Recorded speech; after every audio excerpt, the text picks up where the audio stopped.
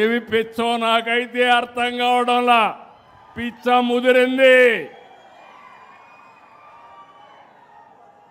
అంటే అమరావతి పేరు చెప్పలేకపోతే ఇంట్లో పడుకోవచ్చు, కానీ దేవతల రాజధాని ఎవడైనా ఆ పేరు 10 సార్లు చెప్తే మీకు కూడా పుణ్యం వస్తుంది. అలాంటి రాజధానిని పేరు చెప్పడానికి ఇష్టం లేకుండా మ్యావిగన్ అంటున్నాడు. అదేంటో నాకు అర్థం కాదు. మీకు అర్థమైందా? మీకు మ్యావిగన్ కావాలని అడుగుతున్నా. వద్దు అంటే గట్టిగా చప్పట్లు కూడా చెప్పండి కరెక్ట్ కాదని. అందుకే నేను మిమ్మల్ని అందరినీ ఒకటే అడుగుతున్నా. ఒకప్పుడు తీవ్రవాదులు ఉండేవాళ్ళు, ముఠా నాయకులు ఉండేవాళ్ళు, మత విద్వేషాలు క్రియేట్ చేసేవాళ్ళు. ఏదైతే మొన్నే మీరు చూశారు ఎలాంటి వాళ్ళంటే బాబాయిని చంపి నా చేతిలో కత్తి పెట్టేవాళ్ళు. ఇది చూసినప్పుడు ఏం చెప్పాలో నాకైతే అర్థం కాదు. ఇప్పుడు అమరావతి బాగా పనులు అవుతా ఉంటే, ఊపందుకుంటే, రాష్ట్రంలో అభివృద్ధి అవుతా ఉంటే చూసి సహించలేక ఫ్రస్ట్రేషన్లో అవినీతి జరిగిందని మాట్లాడతాడు. నేను ఒకటే మీకు గుర్తుపెట్టుకోండి.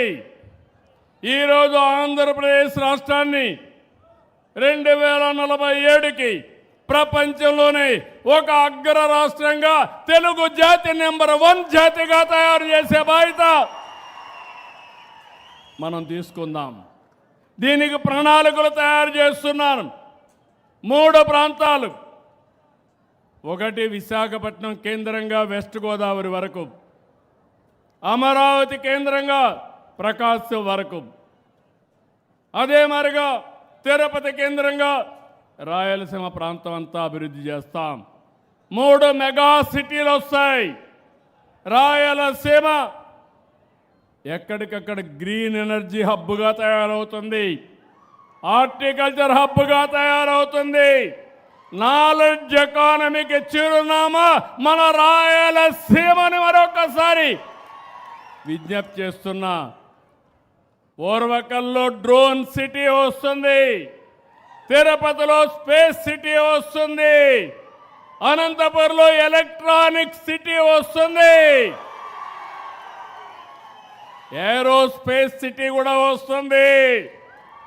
విమానాలు ఎక్కడో తయారు చేయడం కాదు, మన అనంతపురంలోనే, ఈ జిల్లాలోనే విమానాలు కూడా తయారు చేసే పరిస్థితికి వస్తారు. ఇలాంటివన్నీ పెట్టి నేను ముందుకు పోతా ఉంటే ఇష్టానుసారంగా గడిచినటువంటి 21 నెలల్లో 20 లక్షల కోట్ల రూపాయలు పెట్టుబడులు వచ్చి 23 లక్షల మందికి ఉద్యోగాలు వచ్చే అవకాశం వస్తూ ఉంది. కడపలో నేనే కడతా, స్టీల్ ప్లాంట్ కూడా వీళ్ళు కట్టకుండా చేతులు తీసిన దాన్ని పూర్తి చేసి ఎన్నికల కంటే ముందే ప్రారంభిస్తాం. ఇలాంటివన్నీ మనం చేస్తే వీళ్ళు రాష్ట్రం